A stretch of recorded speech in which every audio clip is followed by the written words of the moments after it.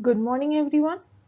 आज का हमारा टॉपिक है doctrine of constructive notice and doctrine of indoor management. Doctrine of constructive notice. Doctrine का क्या मतलब होता है? डॉक्ट्राइन का मतलब होता है प्रिंसिपल, और नोटिस का क्या मतलब होता है ये हम सबको पता है। नोटिस का मतलब इंफॉर्मेशन देना। अगर आपको कॉलेज से कोई नोटिस मिल रहा है मतलब कॉलेज आपको इंफॉर्मेशन दे रही है उस चीज के बारे, ठीक है। और कंस्ट्रक्टिव का क्या मतलब होता है?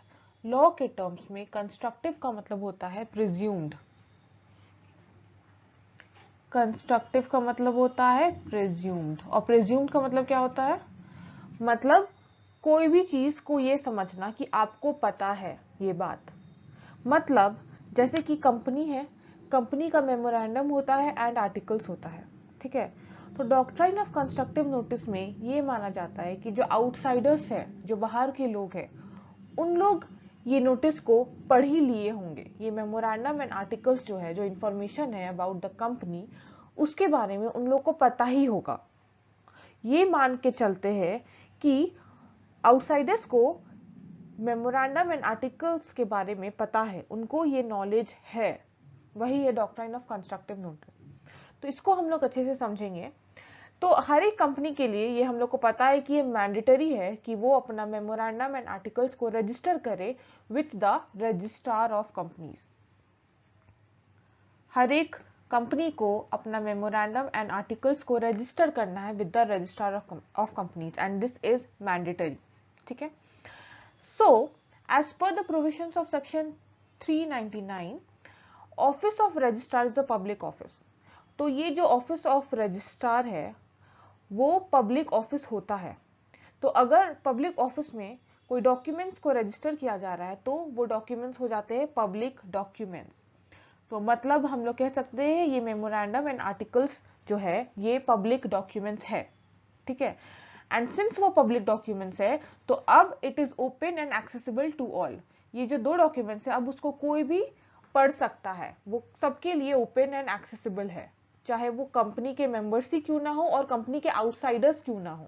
कंपनी के मेंबर्स को तो जानना ही है what is there in the memorandum and articles, और कंपनी के बाहर में भी जो लोग हैं उन लोग के लिए भी ये चीज ओपन एंड एक्सेसिबल रहता है। उन लोग भी देख सकते हैं कि कंपनी के मेमोरेंडम एंड आर्टिकल्स में क्या है। तो हर एक पर्सन जो आउटसाइडर है, कंपनी के बाहर है, अगर उसको कंपनी के साथ डील करना है, कोई कॉन्ट्रैक्ट करना है, तो ये उनका ड्यूटी है। इट इज देयर ड्यूटी कि उन लोग ये डॉक्यूमेंट्स को इंस्पेक्ट करें, पढ़े, इसके बारे नॉलेज रखें और उसके बाद ही कंपनी के साथ डील करें, ठीक है। तो डॉक्ट्राइन ऑफ कंस्ट्रक्टिव नोटिस यही है।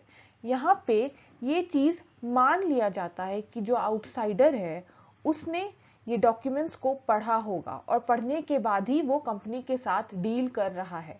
कंपनी यही मान के चलेगी कि अब मुझे कुछ बताने का जरूरत नहीं है क्योंकि उन लोग के पास नॉलेज है, क्योंकि ये जो पब्लिक डॉक्यूमेंट्स है, मेमोरेंडम एंड आर्टिकल्स, ये डॉक्यूमेंट्स उन्होंने पढ़ लिया होगा।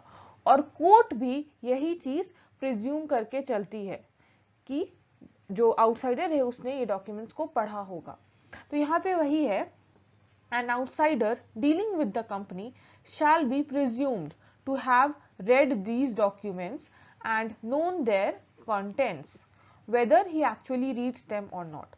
तो ये डॉक्ट्राइन ऑफ कंस्ट्रक्टिव नोटिस यही है। यहाँ पे यही माना जाता है कि जो आउटसाइडर है, जो कंपनी के साथ डील करना चाहता है, ये चीज मान लिया जाता है कि उसने ये डॉक्यूमेंट्स को रीड किया होगा, ये डॉक्यूमेंट्स के जितने भी कंटेंट्स है उसके बारे में उन्हें पता होगा, चाहे उन्होंने पढ़ा हो या नहीं हो। लेकिन ये according to doctrine of constructive notice यही मान के चला जाता है कि आउटसाइडर ने पढ़ा ही है ये चीज। दिस काइंड ऑफ प्रिजम्पशन, और इसी तरीके का प्रिज्यूम करना, एज्यूम करना कि उन्होंने पढ़ लिया है, ऑफ परयूजल। परयूजल का मतलब होता है एक्शन ऑफ रीडिंग, कि उन्होंने पढ़ा है, उनके पास नॉलेज है थर्ड पार्टी को regarding these documents, is called the doctrine और rule of constructive notice of memorandum and articles.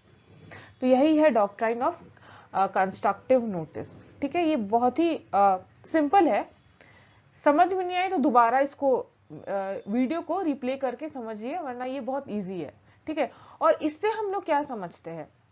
इससे हम लोग समझते हैं बेसिकली कि डॉक्ट्राइन ऑफ कंस्ट्रक्टिव नोटिस जो है ये कंपनी को कंपनी को प्रोटेक्ट करता है आउटसाइडर्स से, इसको प्रोटेक्ट करता है किससे?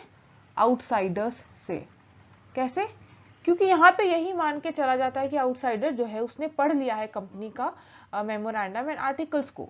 तो अब अगर कुछ भी हो आगे जाके तो कोर्ट तो यही मान के चलेगी कि इस आउटसाइडर ने पढ़ा है डॉक्यूमेंट्स को।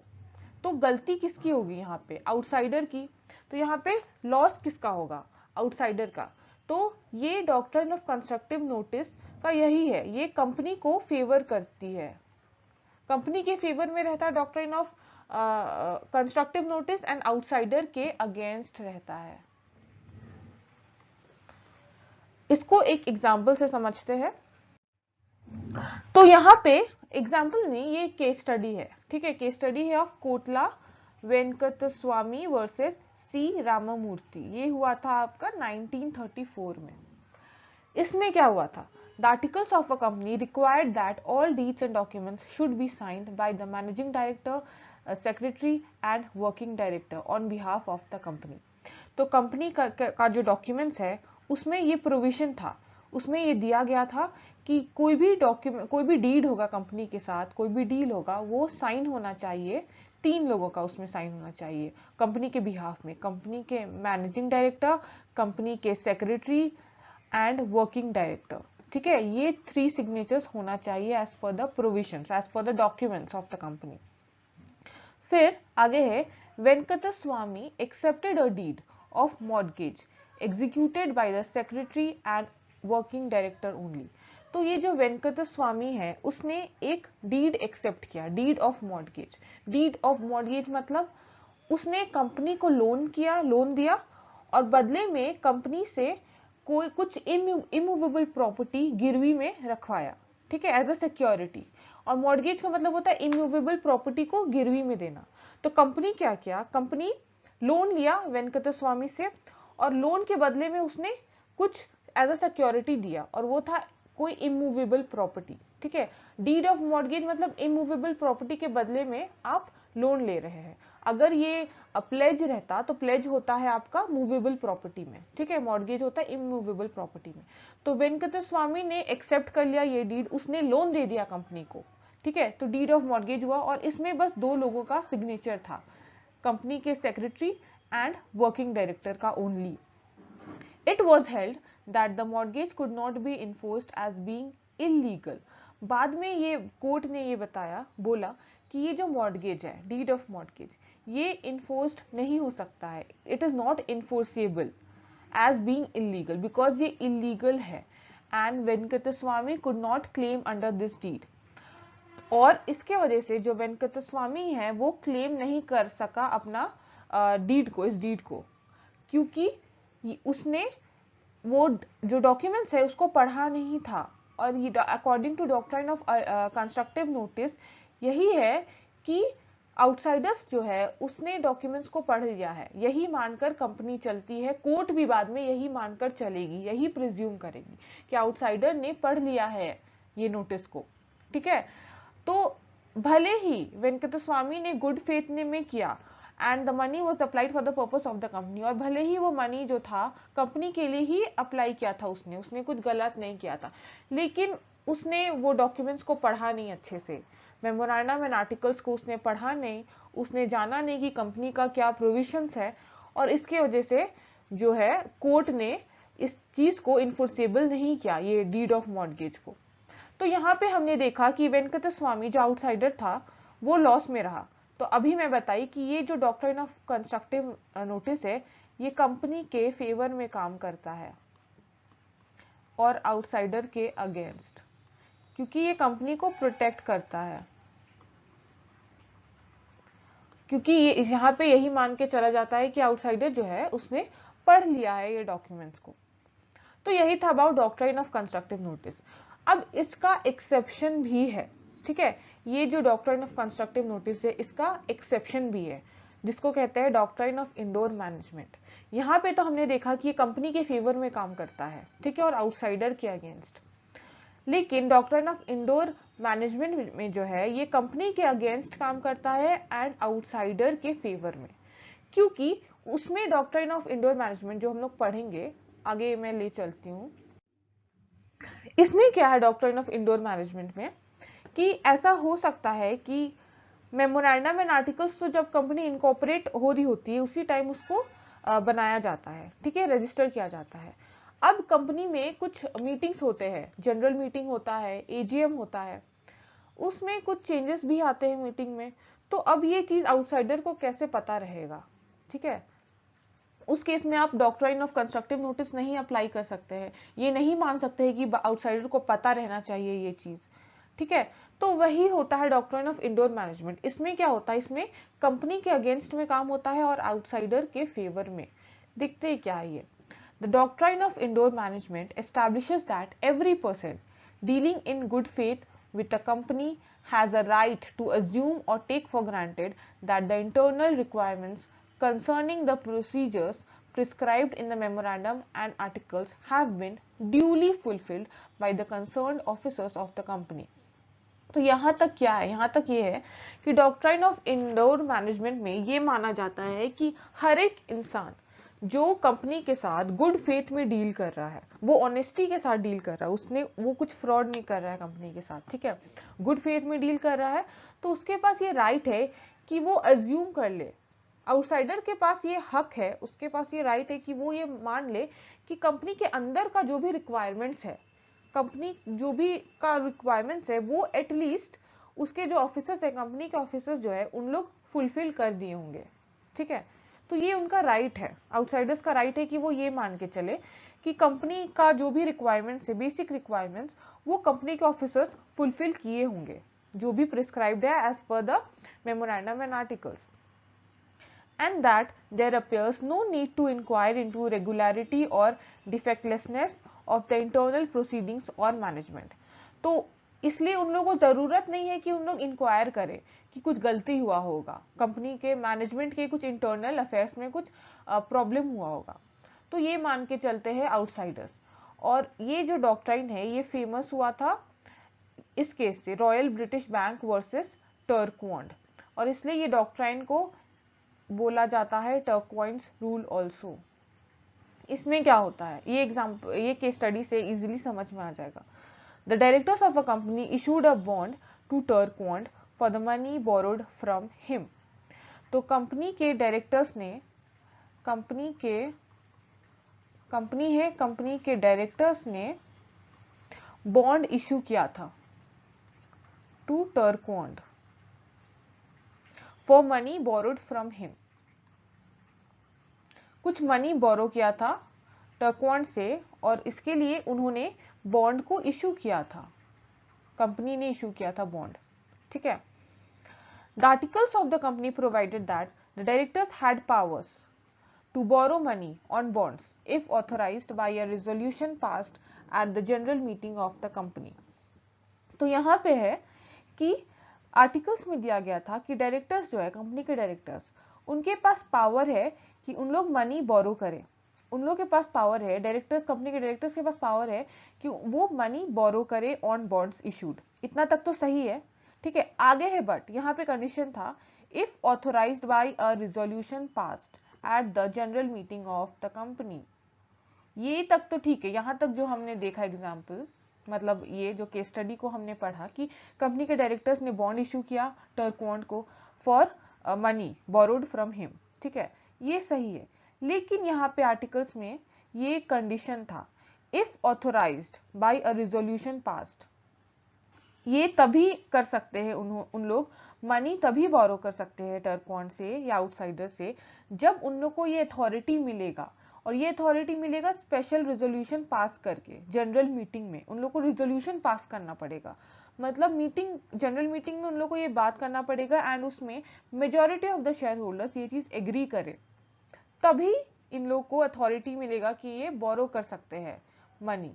However no such resolution was passed, लेकिन कोई ऐसा रेजोल्यूशन पास नहीं हुआ था for the borrowing on bond from टर्कवॉन्ड।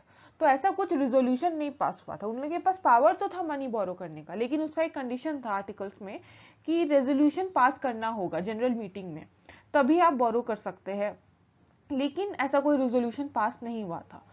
आगे है the share holders claimed that the company was not recoverable. बाद में जो शेयर होल्डर्स थे उन्होंने क्लेम किया कि अब ये मनी जो है, जो टर्कोन से इन्होंने लिया था, अब टर्कोन ये मनी रिकवर नहीं कर सकता है। मतलब Turquand money recover can't recover the money, क्योंकि शेयर होल्डर्स ने ये क्लेम किया कि मनी रिकवरेबल नहीं है फ्रॉम द कंपनी। क्यों? Because the loan was taken without their authorisation. In spite of this, it was held that the company was bound by the loan and Turquand could recover it from the company on the ground that he was entitled to assume or infer that the necessary resolution must have been passed. तो इसके बावजूद भी बाद में court ने ये बोला, ये ऑर्डर दिया कि कंपनी जो है, कंपनी को लोन जो है वो लोन के लिए रिस्पॉन्सिबल है। ठीक है, टर्कोन जो है वो रिकवर कर सकता है जो भी टर्कोन ने मनी दिया है टू द कंपनीज डायरेक्टर्स, क्योंकि ये टर्कोन जो है अज्यूम करेगा, टर्कोन खुद ही जो है वो अज्यूम, उसके पास राइट है कि वो अज्यूम करे कि जो भी नेसेसरी काम था मैनेजमेंट के अंदर वो हो जाना चाहिए था और उसके बाद ही उनको ये चीज मिलता, ये बॉन्ड मिलता। लेकिन ये मैनेजमेंट का गलती था। ठीक है, मैनेजमेंट ने अपना नेसेसरी रिजोल्यूशन जो है वो उसने नहीं पास आउट किया, उसने नहीं पास किया। तो टर्कोन के पास वो टर्कोन इंटाइटल्ड था टू अज्यूम और infer that the necessary resolution must have been passed.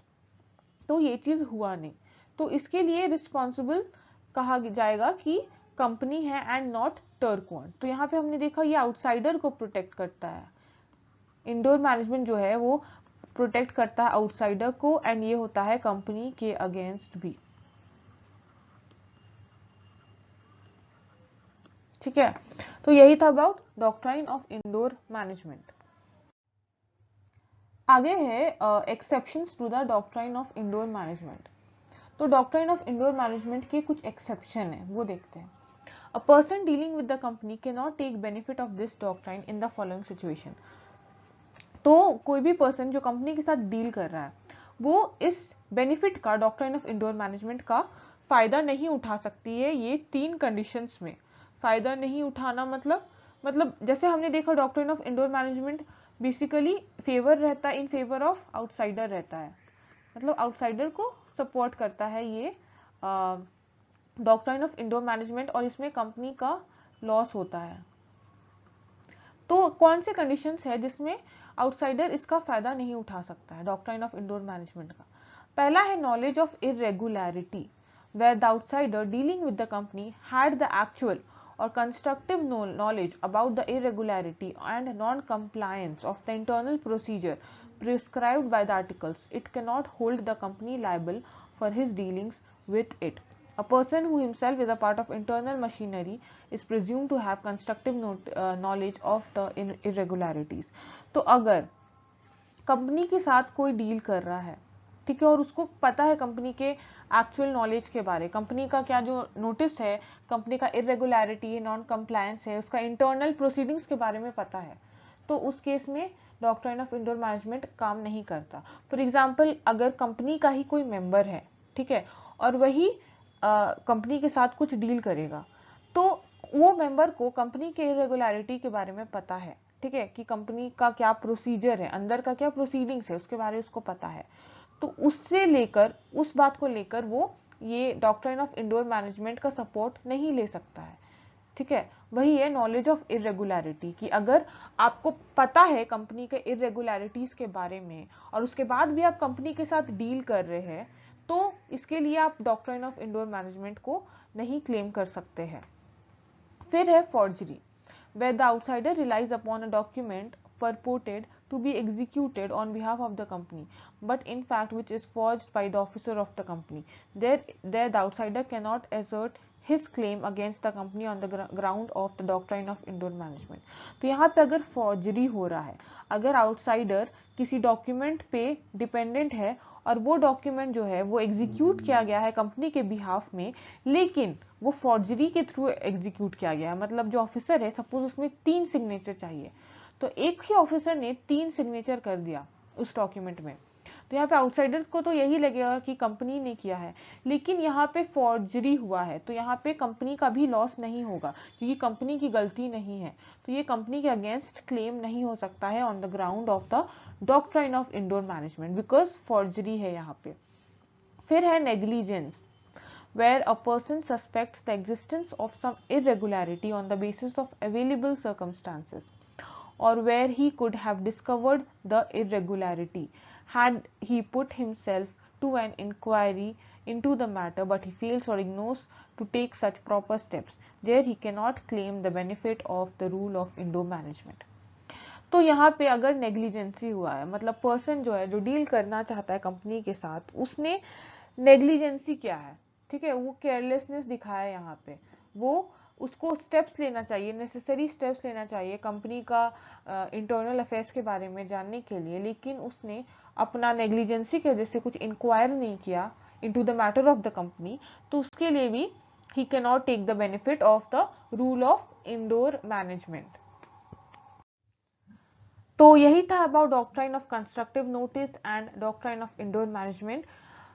Tough बिल्कुल भी नहीं है, एक बार अगर आप देखे होंगे तो आपको लगा होगा टफ है, क्या है, कितना कंफ्यूजिंग है, बट कंफ्यूजिंग नहीं है। आप दोबारा देखिए, दोबारा पढ़िए, दोबारा सुनिए, तो आपका कॉन्सेप्ट क्लियर हो जाएगा, ठीक है।